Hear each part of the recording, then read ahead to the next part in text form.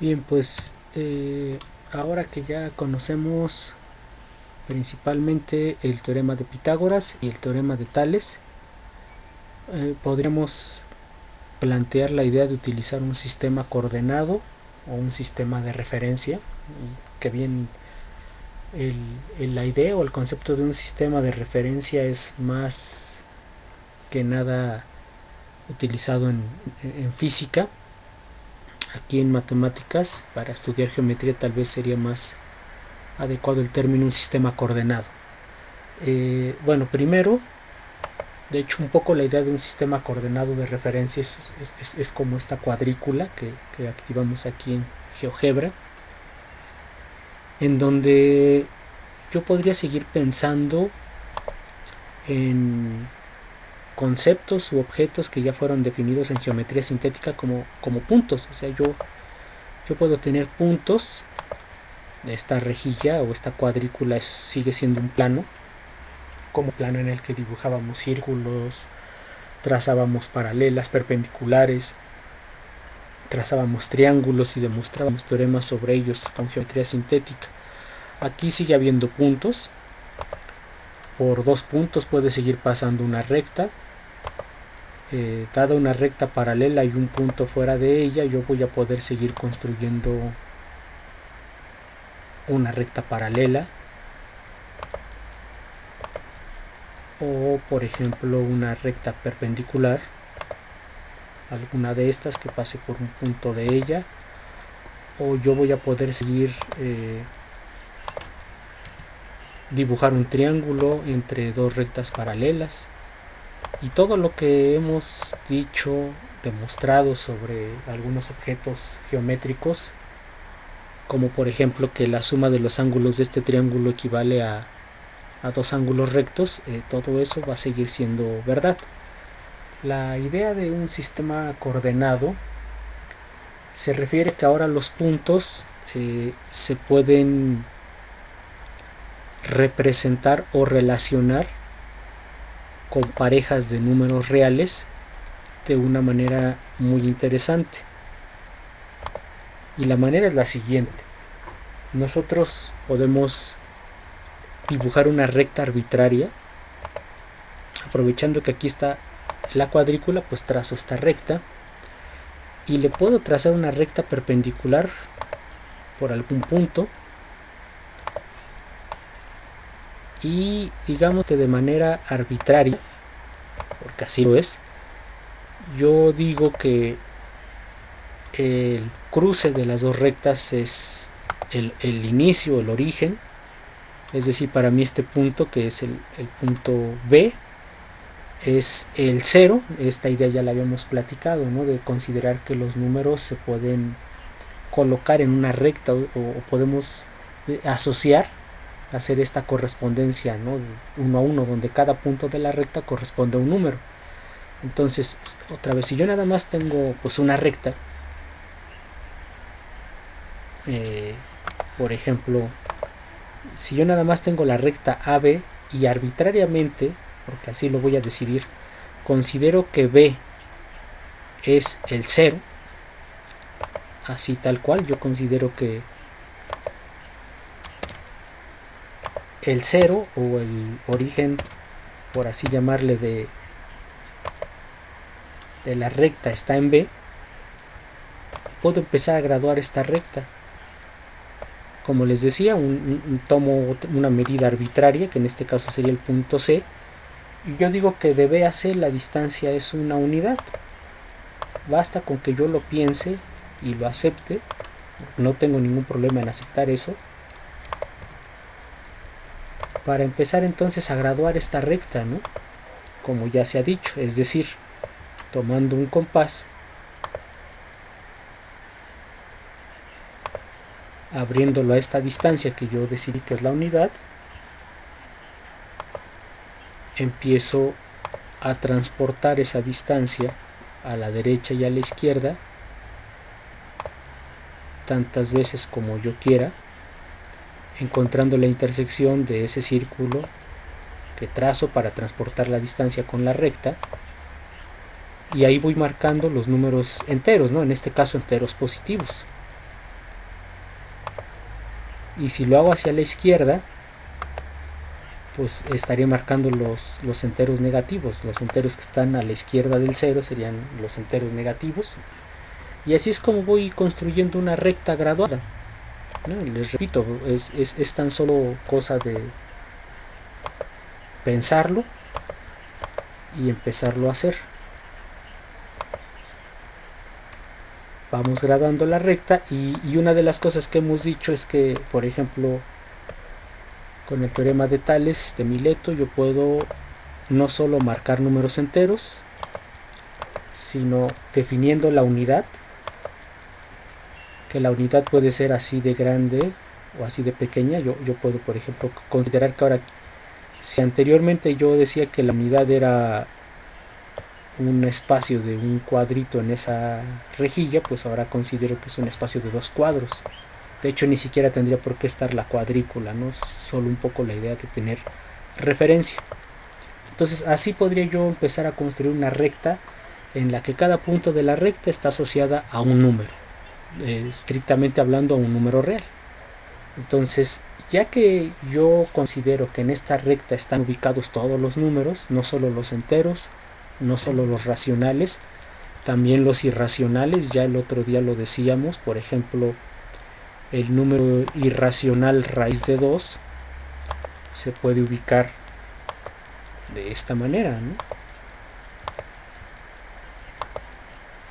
Dado que la diagonal de ese cuadrado que mide 1 por lado, pues es raíz de 2 por el teorema de Pitágoras,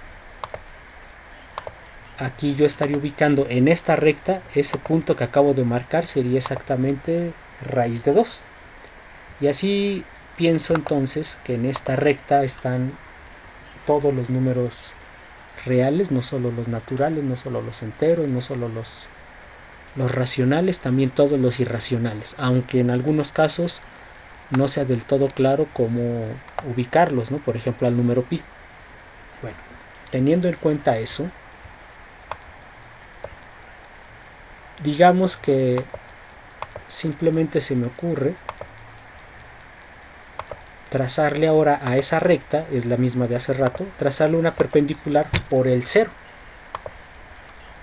Al hacer eso, al trazar dos rectas perpendiculares en donde yo estoy aceptando el hecho de que cada punto de esa recta corresponde a un número, entonces el concepto de punto adquiere un significado diferente, porque este punto que acabo yo de aquí de mostrar, le voy a poner por nombre el punto P. Ese punto P, que en geometría sintética, cuando simplemente hay un plano y yo por ese punto puedo trazar muchas rectas, pero si tengo dos puntos ya nada más puedo trazar una, y si trazo una recta y elijo un punto fuera de ella puedo trazarle una paralela, por ejemplo. Ahora lo puedo referir a estas dos rectas perpendiculares que llamaré ejes, ¿no? Todas estas ideas son bastante conocidas. Por ejemplo, si yo trazo una recta paralela, yo sé trazar paralelas, si yo trazo una paralela a este eje que pase por ese punto, al eje digamos vertical, ¿no? En esta posición, y trazo una paralela al eje horizontal que pase por el mismo punto, entonces esas paralelas cortan a los ejes. Es tanto como decir que la proyección del punto hacia el eje X, es decir, si yo dejo caer una piedra desde el punto y pega en el eje X, sería equivalente aquí, pues si he convenido que cada cuadrito es una unidad, pues este punto tendría una proyección de 5 sobre el eje X, y si de ese punto lanzo la proyección hacia el otro eje, que ya le llamé X al horizontal, bueno, pues ya le voy a llamar Y al vertical. Si hago la proyección del punto hacia el eje Y, estaríamos a 3 unidades, de tal manera que entonces decimos que el punto P tiene por entradas o por coordenadas, es decir, una forma de ubicar el punto en esta idea de un sistema coordenado sería la siguiente: el punto P tiene entonces por coordenadas 5,3, ¿no? Esta idea es muy clara, muy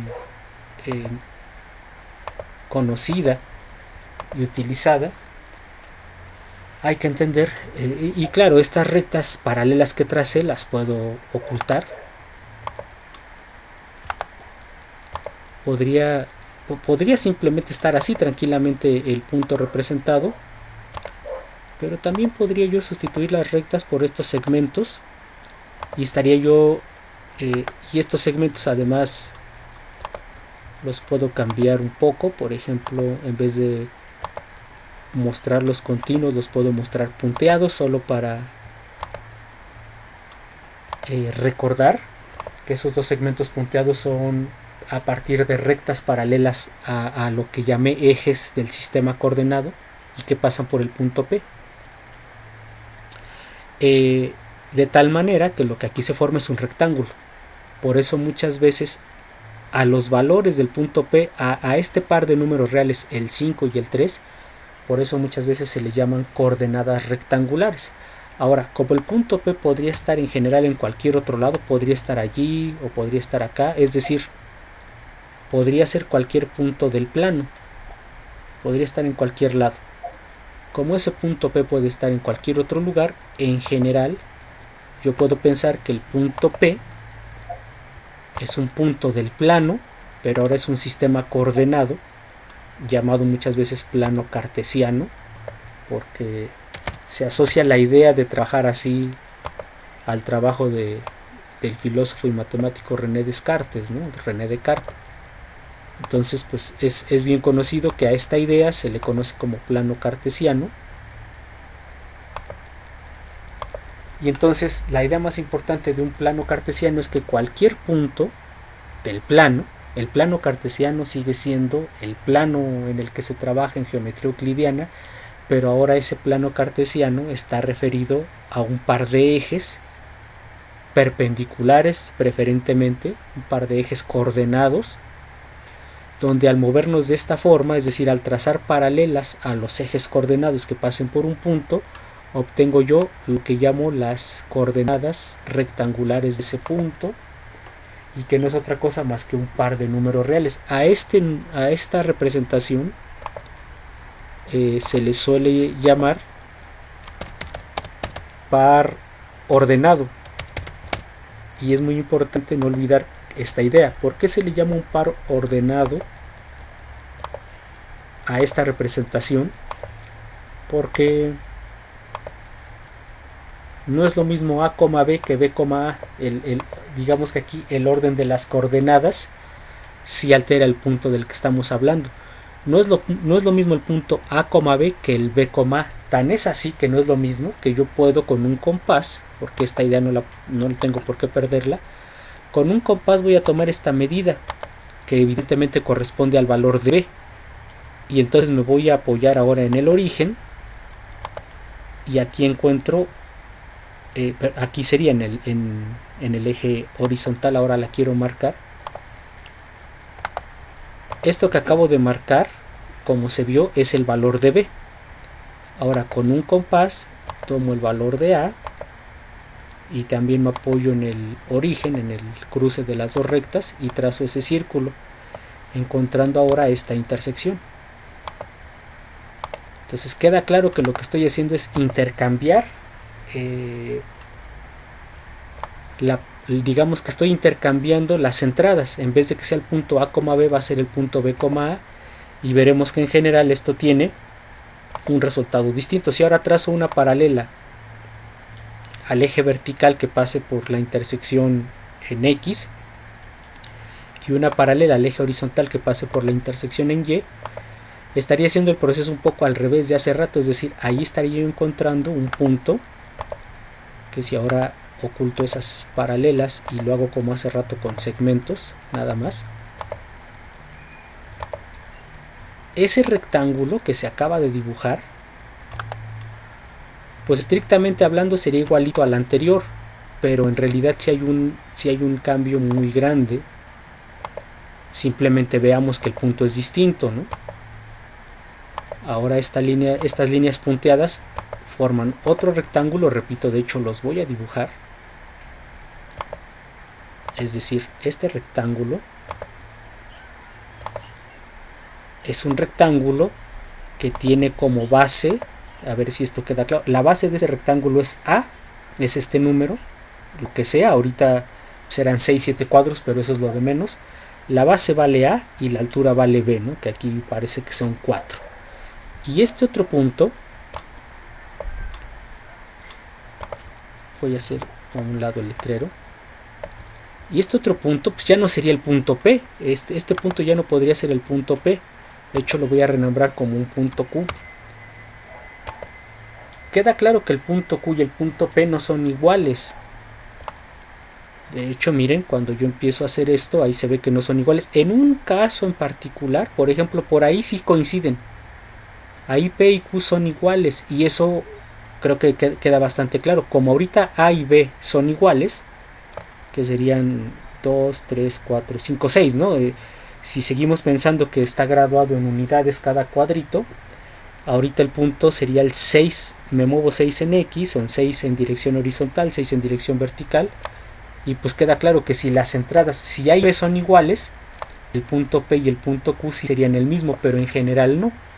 Es decir, el punto Q tiene por entradas, tiene como par ordenado que lo representa B, A.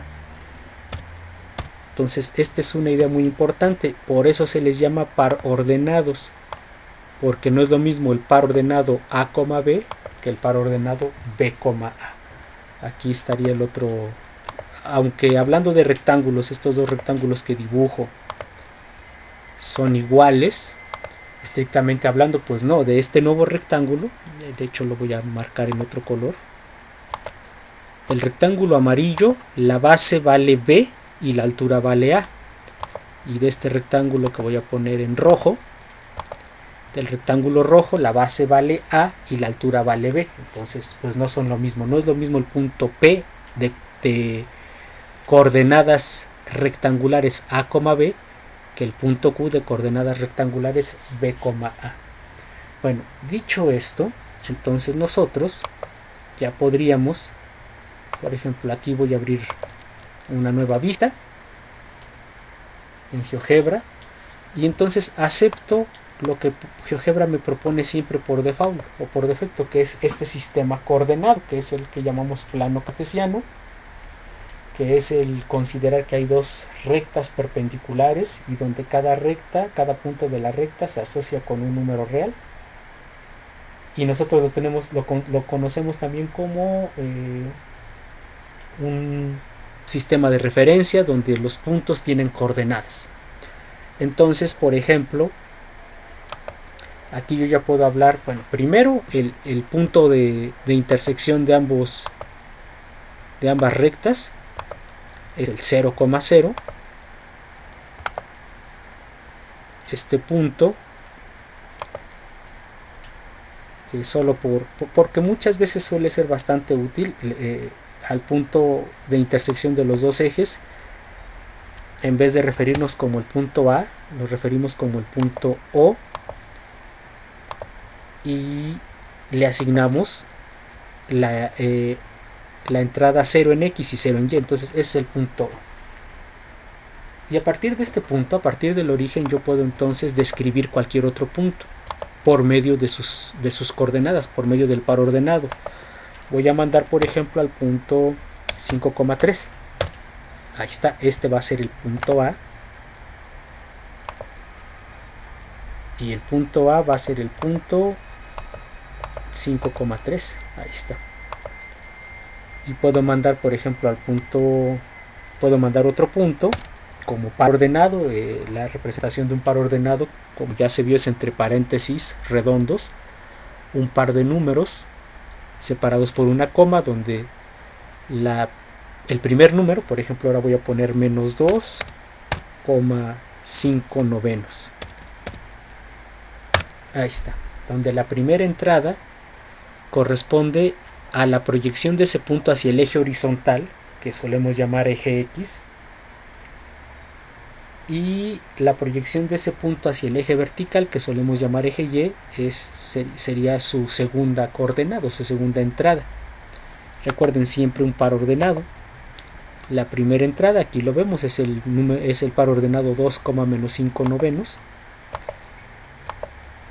Claro que en términos de mostrarlo en la pantalla, pues GeoGebra escribe un número conjunto decimal que representa al 5 novenos. Y bueno, ahí tenemos al punto A y al punto B. Yo podría pensar en cosas como trazar, por ejemplo, la recta que pasa por el origen y el punto A, ¿no? Porque sigue siendo válido el primer postulado de Euclides, ¿no? Dados dos puntos, por ahí pasa una recta. Igualmente puedo trazar la recta que pasa por el origen y el punto B. Y por supuesto que va a seguir siendo válido todo lo que ya se sabe de geometría euclidiana. ¿En qué sentido? Por ejemplo, aquí, dado que estas dos rectas que acabo de trazar, la recta que pasa por OA y la recta que pasa por OB, son rectas que evidentemente se cortan en el 0,0, ahí se forman cuatro ángulos, y los ángulos opuestos por el vértice han de ser iguales exactamente por las mismas razones que se dicen o que se obtienen en geometría sintética. Este ángulo debe ser igual a este, de hecho solo para que quede clara la idea, este ángulo debe ser igual a este, y la razón sigue siendo la que ya conocemos, son opuestos por el vértice, y ese es un teorema que ya se probó en la geometría sintética. Y este ángulo debe ser igual a este otro por la misma razón, ¿no? Son opuestos por el vértice. Entonces a eso me refiero cuando esas ideas de geometría sintética deben seguir funcionando cuando yo utilizo un sistema de referencia o un sistema coordenado como el que llamamos plano cartesiano. Aquí sin embargo va a ocurrir una idea bien interesante.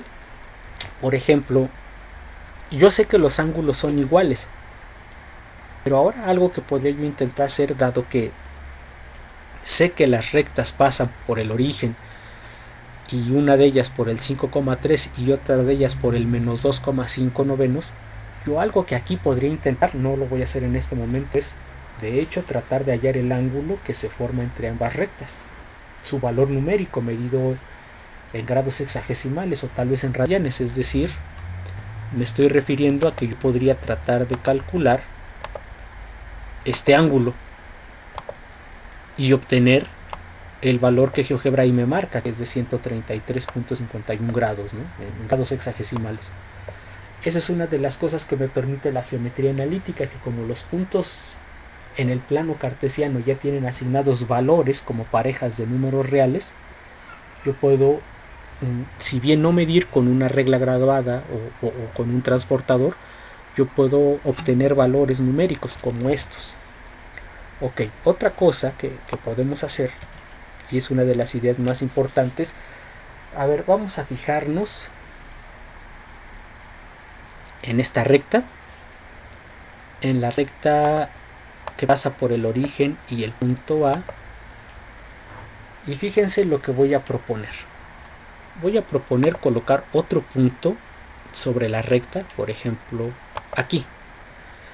Obviamente como las rectas están graduadas y aparte hay una cuadrícula, pues rápidamente alguien diría, pues es el punto 10,6, resulta que el punto 10,6 también está en esa recta, pero podría yo poner el punto por aquí, y a lo mejor alguien diría, pues viendo la graduación es como el 7.5,4.6, pero el asunto es que ahí ya no sabemos exactamente las coordenadas de ese punto, lo que sabemos es que está en esa recta, y además el punto yo lo puedo mover, a veces por ejemplo por aquí, ahí siguiendo la cuadrícula diríamos es el punto menos 5,-3, ese punto también está en la recta, pero por ejemplo por ahí ya tampoco estoy muy seguro, lo que sé es que ahí tendría sus entradas A y B serían negativas, pero no sé exactamente su valor. Entonces, como no sé exactamente las coordenadas de este punto, solo sé que es un punto cualquiera en la recta, a este punto le voy a llamar el punto P, y voy a decir que sus coordenadas, como las desconozco, son X, Y. Así lo voy a definir.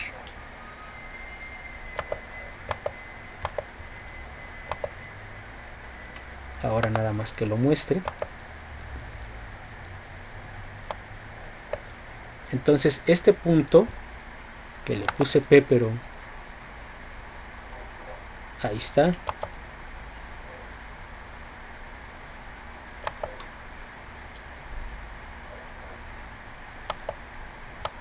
Mostremos entonces solamente el rótulo. Es el punto P y es de coordenadas x, y. ¿Por qué le llamo x, y? Pues porque no sé exactamente. Aquí, por ejemplo, ahí sé que x valdría 0 y y valdría 0, ¿no? Porque esa recta pasa por el origen.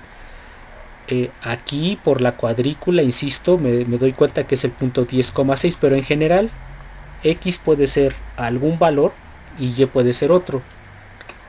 Queda claro, sin embargo, otra cosa interesante. Para que ese punto esté en la recta, x y y deben guardar algún tipo de relación. ¿A qué me refiero? Si x vale 10 como ahorita, de hecho voy a trazar las rectas paralelas que hace rato yo trazaba, voy a trazar una paralela al eje y que pase por el punto P, x, y una paralela al eje x que pase por el punto P, x, y. Hay que entender un poco esta idea de la que estoy hablando.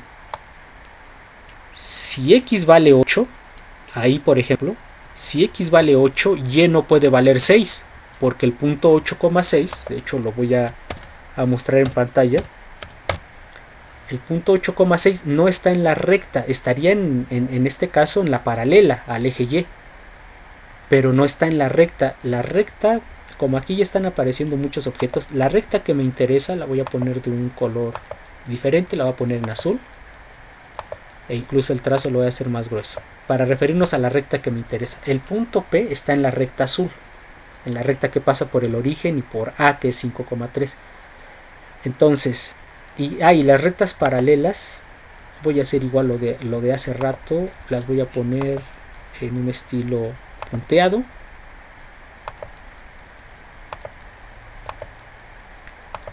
Ok, las rectas punteadas son paralelas a los ejes y pasan por el punto P. Y este punto que mandé hace un momento, este es el punto 8,6. Ese punto no está en la recta azul, evidentemente no está. ¿A qué me refiero? A que si un punto ha de estar en la recta azul, cuando x valga 8, y no puede valer 6. Como vemos ahí, y vale poquito menos de 5. Para que un punto esté en esa recta, por ejemplo, cuando x valga 3, que es por allí más o menos, y no puede valer 3 también, es decir, el punto 3,3 lo voy a graficar. El punto 3,3 no está en la recta azul. El punto 3,3 está en la paralela al eje y que pasa por el punto P, pero no está en la recta de color azul. Porque aquí se ve claramente que si x vale 3, y vale poquito menos que 2. Entonces, una pregunta natural que uno se hace es: ¿cómo puedo saber cuando un punto está en esta recta o cuando no lo está? O cómo puedo saber, por ejemplo, allí yo veo claramente en las rectas graduadas y en la cuadrícula veo que el punto P puede ser el 10,6, que curiosamente sería lo doble que el punto A, ¿no? El punto A es 5,3, el punto P sería en ese momento el 10,6. Pero a mí no me queda tan claro, por ejemplo, cuando x vale 7, vamos a suponer que ahí x vale exactamente 7, si la coordenada x del punto P vale 7, no me queda del todo claro cuál es el valor de la coordenada en y del punto P. Entonces vamos a proponer algo como lo que sigue, apoyándonos ni más ni menos que del teorema de Tales. Fíjense que si ahora yo trazo paralela, bueno, voy a trazar una paralela al eje x que pase por el punto A. El punto A es fijo, es un punto que me dio el problema. Esta paralela pues igual la voy a poner punteada. Recuerden que las rectas punteadas son paralelas a los ejes x y y. Los ejes x y y son los que aparecen graduados y continuos. Incluso la cuadrícula la podemos desactivar si tal vez es un elemento de distracción. Entonces, trazo una paralela al eje x que pase por el punto A. He trazado una paralela al eje x que pase por el punto P, el de coordenadas x, y, Y también puedo trazar una paralela, si yo así lo deseo, al eje Y que pase por el punto A. Vamos a ver esta idea qué tan útil puede ser. También la vamos a poner punteada como las otras paralelas a los ejes. Bueno, si son observadores, aquí por ejemplo se forma un rectángulo, o más concretamente si veo se forma un triángulo. ¿A qué triángulo me refiero? Voy a marcar la intersección entre la paralela al eje X que pasa por el punto A y la paralela al eje Y que pasa por el punto P. Y me refiero a este triángulo, miren. Este triángulo que acabo de marcar allí, lo voy a sombrear de algún color en particular. Este triángulo en verde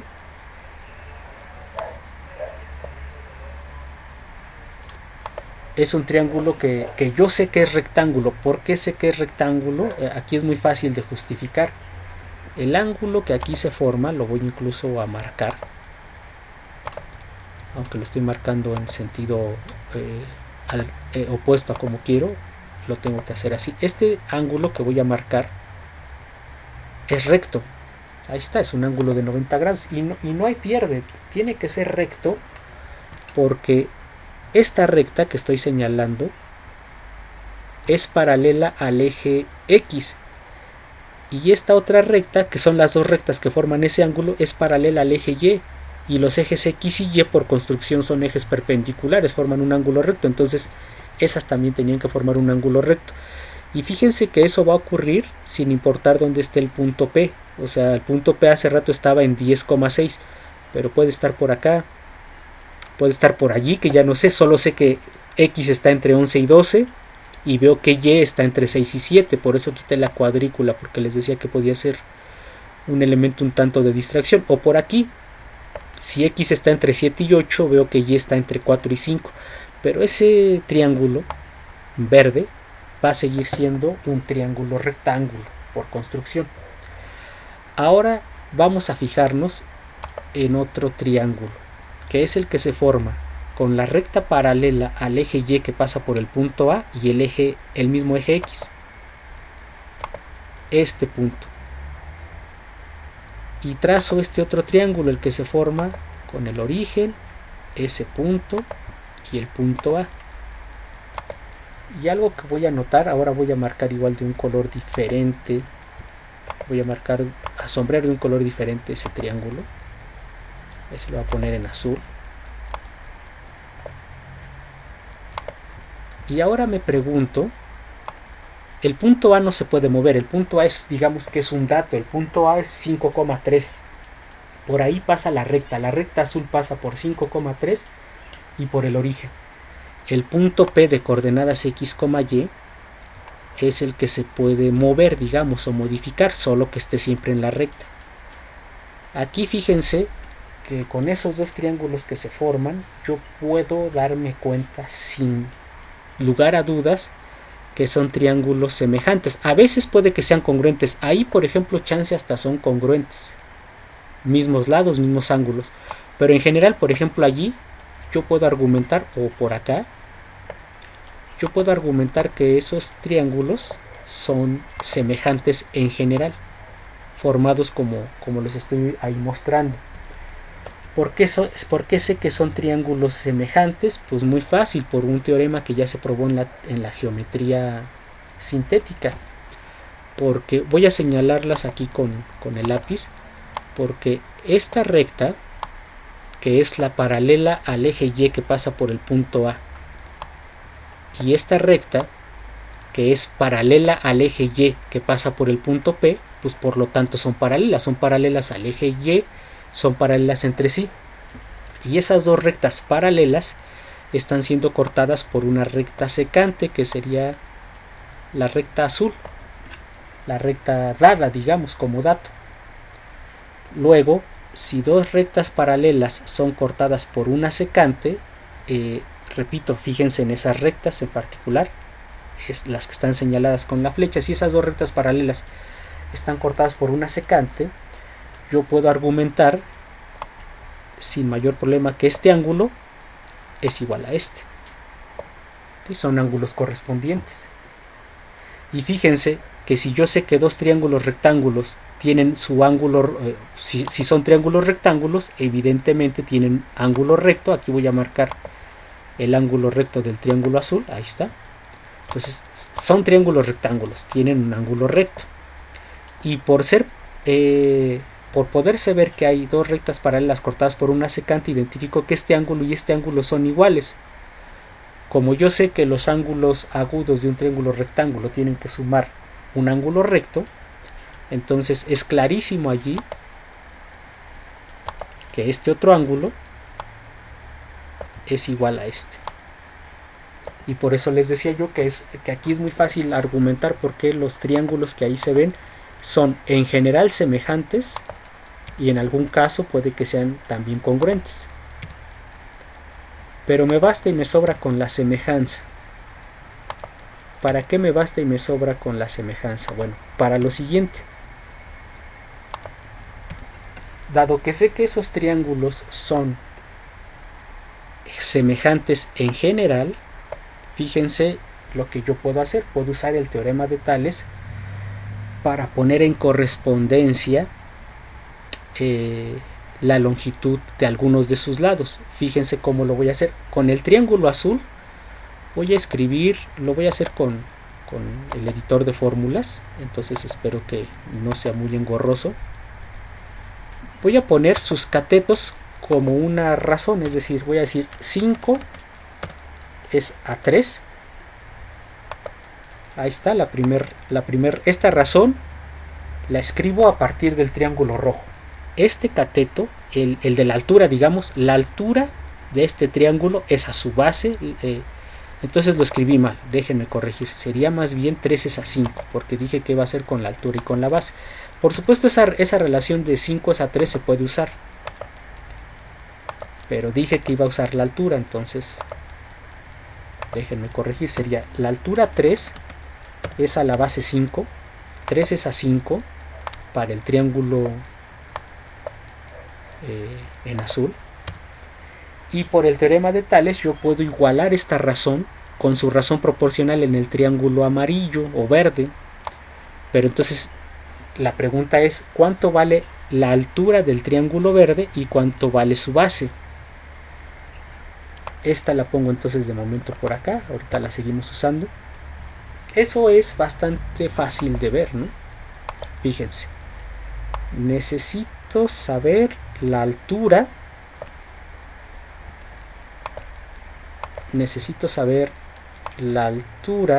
de este triángulo y necesito saber la base. Y decía yo que es bastante fácil de saber porque yo sé que toda esta distancia es y. ¿Por qué sé que es y? Porque a ese punto P dije que sus coordenadas, al no conocerlas, pero solo sé que el punto está en la recta, las iba a representar como x, y, entonces toda esta distancia es y. Así es como convenimos al usar un sistema de coordenadas medir o representar los pares ordenados, ¿no? La x tiene que ser la distancia que hay del punto hasta el eje x. Y la base, bueno, toda esa distancia es y. Entonces, ahora me doy cuenta que también conozco esta distancia. Esta distancia tiene que ser la altura del triángulo azul. Esta distancia vale 3. Por lo tanto, la altura del triángulo que estoy buscando, la altura sería la diferencia de y con 3. Entonces regreso a esta relación que quería yo escribir por el teorema de Tales. Entonces 3 es a 5.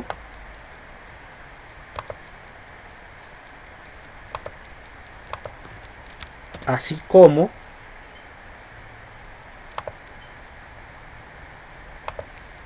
la altura de ese triángulo, que la puedo expresar como y menos 3, es a la base. Ahorita la base pues la desconozco, ¿no? Entonces y menos 3 es a la base. Lo dejo como b. Vamos a ver cuánto vale la base de ese triángulo. También es fácil de saber. ¿Por qué también es fácil de saber? Porque yo también conozco toda esta distancia.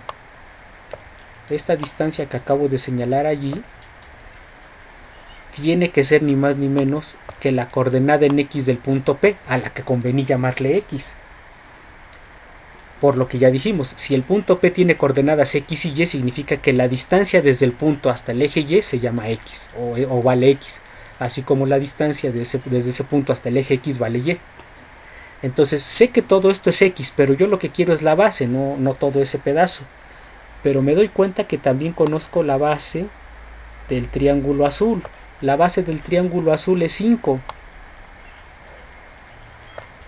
Luego, este pedacito que tenemos aquí sería a X quitarle 5. Y entonces eso vale la base del triángulo amarillo.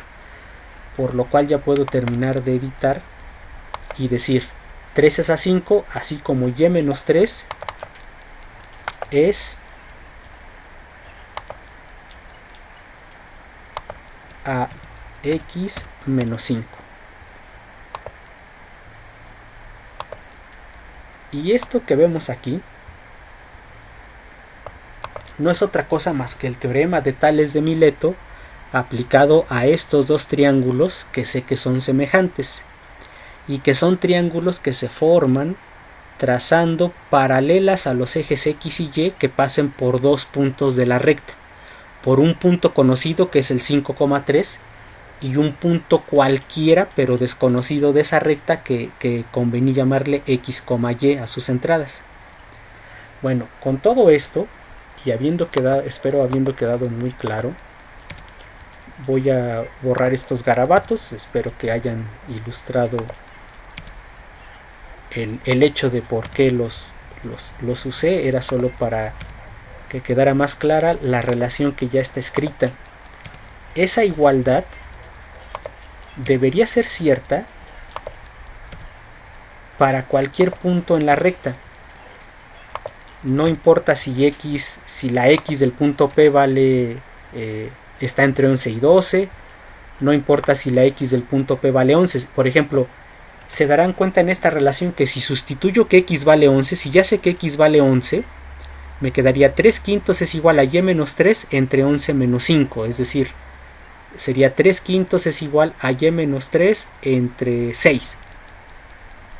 Y queda claro, porque saben un poco de álgebra y de propiedades de las igualdades que asocian a números reales. Recuerden que X y Y son números reales, así como el 3 y el 5 son números reales, en ese caso en particular enteros positivos.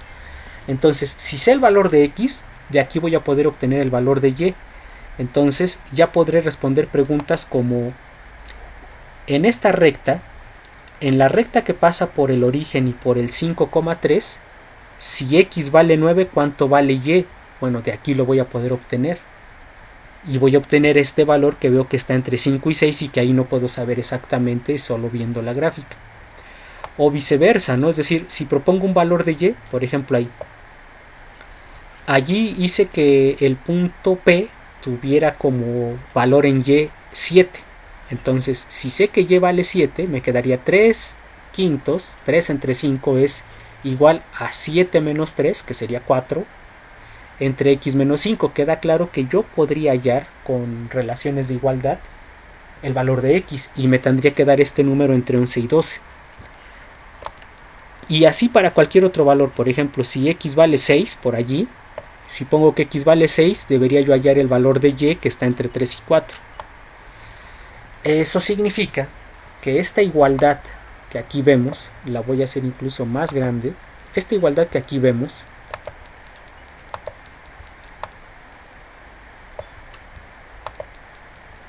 es ni más ni menos, bueno, creo que fue un poco exagerado el tamaño, poner el tamaño más grande posible.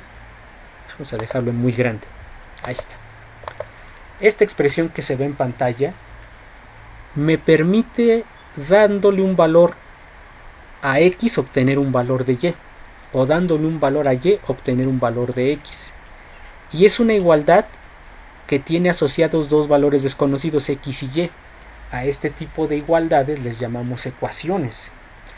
Y esta es una ecuación que se resuelve como correcta. Por ejemplo, no le puedo poner lo que decíamos hace rato.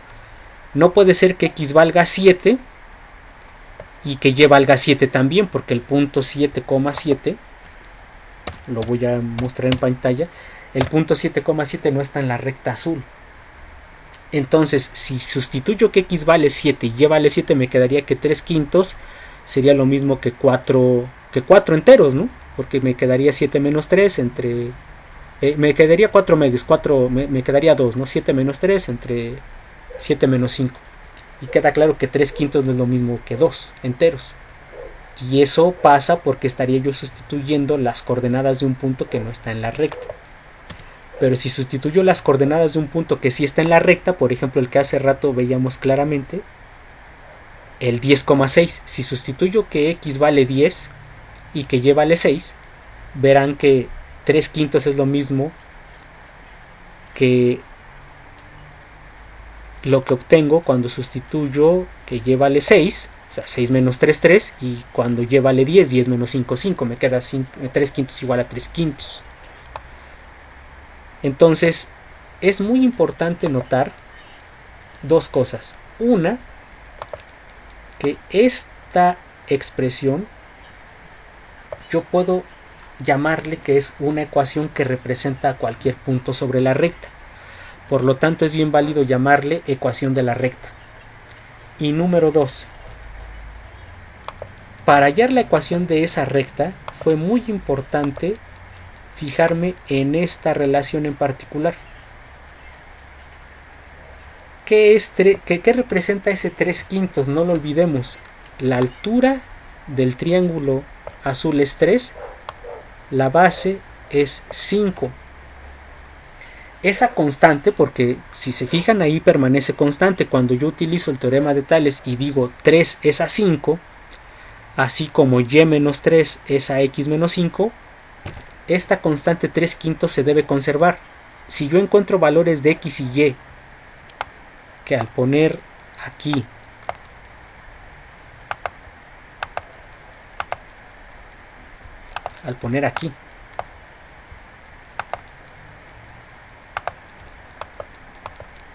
ahí está. Si yo sustituyo valores de x y y aquí que me dan una fracción, un número racional equivalente a 3 quintos, quiere decir que x y y son las coordenadas de un punto en la recta. Si sustituyo valores de x y y que no hacen que la fracción del lado derecho sea 3 quintos, si me da una fracción diferente, como hace rato dije x7 y y igual a 7, me da una fracción que no es 3 quintos, quiere decir que ese punto no está en la recta. Pero para cualquier x y y que me den 3 quintos, que me den la fracción 3 quintos sustituidos aquí, sé que ese punto está en la recta. Por ejemplo, en x10, y igual a 6.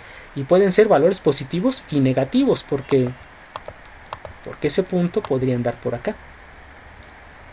Y esos triángulos tendrían que seguir siendo semejantes y se debería seguir cumpliendo la relación, aunque los valores de x y y fueran negativos ahora. Entonces a ese valor, a esta constante, que en este caso en particular vale 3 quintos, obtenida de la altura de este triángulo comparada con su base, le vamos a asignar un número un nombre más bien muy particular. Esa constante me indica qué tan inclinada está la recta, antes de ponerle el nombre, que yo creo que todos lo conocen. ¿Por qué me indica qué tan inclinada está la recta? Si esa constante vale 3 quintos, significa que la recta está más pegada hacia el eje X que hacia el eje Y. ¿Por qué? Si la base fuera 3 y la altura fuera 3, ¿sí? 3 en X y 3 en Y, esta constante valdría 1, 3 entre 3 valdría 1. En ese momento yo entendería que lo mismo que avanzo en dirección X es lo que subo o avanzo en dirección Y. Pero como la pendiente, bueno, le llamamos pendiente a esta constante, como la pendiente es 3 quintos y le llamamos pendiente porque tiene una estrecha relación con la inclinación de la recta, sabemos que si la pendiente es 3 quintos, es decir, menos de 1, sé que yo avanzo más en X que en Y. Si avanzo 5 en X, solo avanzo 3 en Y. Así es que este número 3/5 es lo que representa. Si la pendiente fuera, por ejemplo, al revés, 8 tercios, si la pendiente, por ejemplo, fuera 8 tercios, significaría que al avanzar 3 en X, subo 8 en Y. Quiere decir que mientras más grande sea la pendiente, la recta está más inclinada hacia el eje Y. Y mientras más pequeña sea la pendiente, la recta está inclinada hacia el eje X. Y cuando la pendiente valga 1, significará que está igual de inclinada en X y en Y. Y eso significaría que como X y Y forman un ángulo recto, cuando la pendiente es 1, la recta está inclinada a la mitad de un ángulo recto, o sea, 45 grados.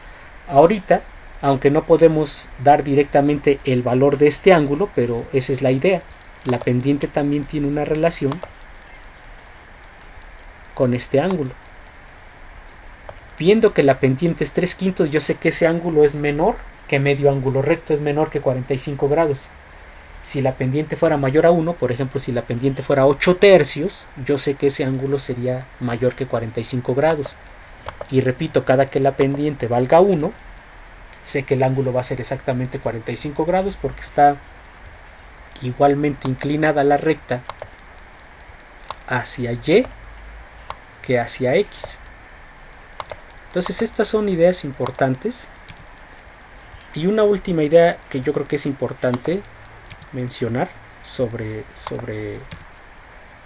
pues digamos que este ejercicio es que si esta es la pendiente, si esta es la ecuación de la recta, quiero decir, si 3/5 es igual a Y menos 3 entre X menos 5, yo la puedo manipular de otra forma. Yo puedo, por ejemplo, multiplicar todo por X menos 5 y también puedo multiplicar todo por 5. Repito, como es una igualdad que es verdadera, podríamos usar lo que sabemos sobre igualdades de números reales y usando el editor de fórmulas me quedaría de esta manera, haciendo lo que mencioné para que no queden denominadores, para que no quede expresado como fracciones. Podemos evitar el uso de fracciones. Entonces me quedaría 3 por X menos 5 es igual a 5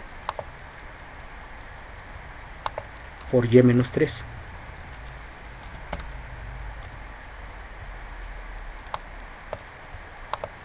Ese simplemente sería un paso algebraico totalmente que me permitiría lo que he llamado la ecuación de la recta convertirlo en esto, ¿no?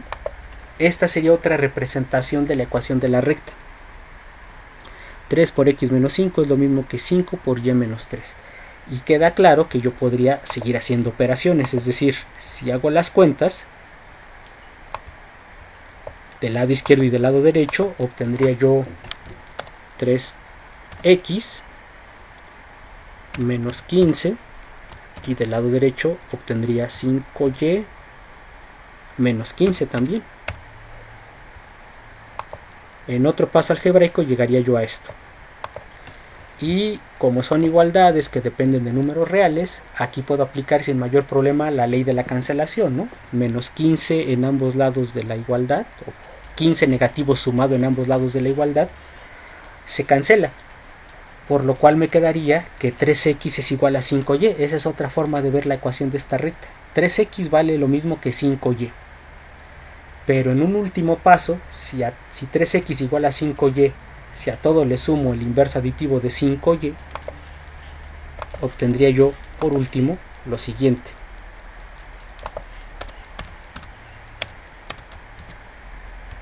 Obtendríamos otra forma de expresar la ecuación de la recta, que sería esta. Que esto es lo que generalmente uno conoce o uno asocia como la ecuación de una recta. 3x menos 5y igual a 0. Tan es así que dicho todo esto, ahora voy a proceder a lo siguiente. Voy a borrar la recta. De hecho, basta con que borre el punto P. La recta pasa...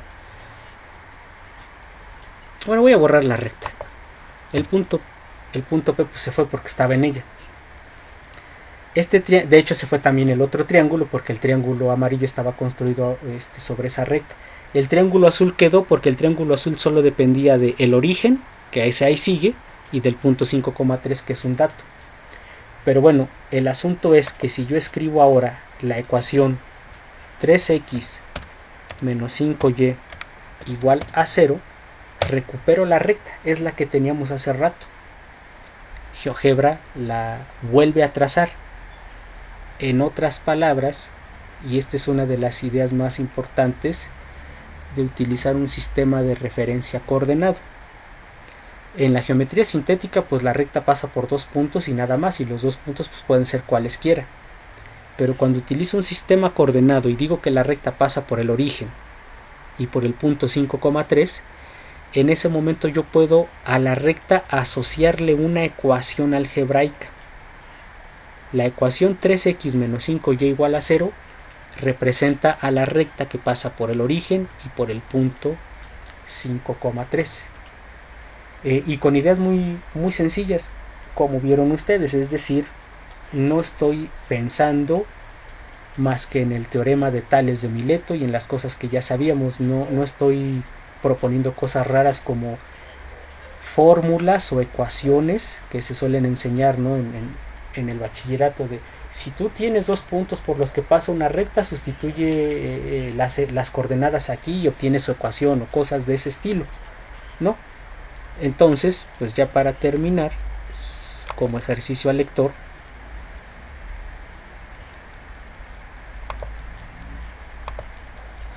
se le va a pedir al lector, en este caso a ustedes, voy a desactivar la cuadrícula, que usando una idea muy similar y no queriéndose acordar de esas fórmulas que probablemente vieron en bachillerato, sino utilizando lo que saben de geometría sintética aplicado ahora a un sistema coordenado, encuentren la ecuación de una recta que pase por los siguientes puntos. Que pase por el punto menos 3,2,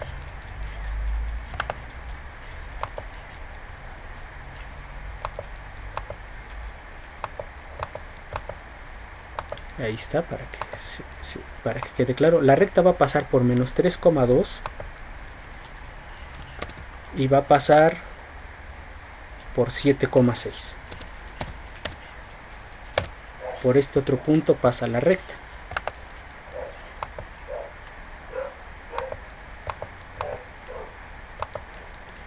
Y fíjense algo que ya uno puede hacer en geometría analítica. Yo con la idea de Euclides de una regla no graduada, como ya tengo dos puntos, la puedo trazar. Como ya tengo dos puntos, pues trazo la recta con mi regla. Pero sin embargo, yo podría encontrar la ecuación de la recta, y si escribo la ecuación algebraica, que es la relación algebraica, que es la ecuación de esta recta, se va a trazar solita. Esa es otra idea importante en geometría, en este tipo de estudio de la geometría que se conoce como geometría analítica. Yo ya no dependo de agarrar la regla y trazar la recta que pasa por esos dos puntos. Yo puedo ahora definir claramente esa recta por medio de una ecuación, como en el ejercicio anterior. Entonces, repito, se queda al lector encontrar la ecuación de la recta que pasa por menos 3,2 y 7,6, es decir, que escribiendo una ecuación en GeoGebra, escribiendo en la entrada la ecuación adecuada, se dibuje en automático esta recta. Y sin utilizar fórmulas raras que hayan aprendido en bachillerato, no porque esté prohibido, pero qué tal si ya ni se acuerdan bien, sino utilizando simplemente la idea de semejanza de triángulos.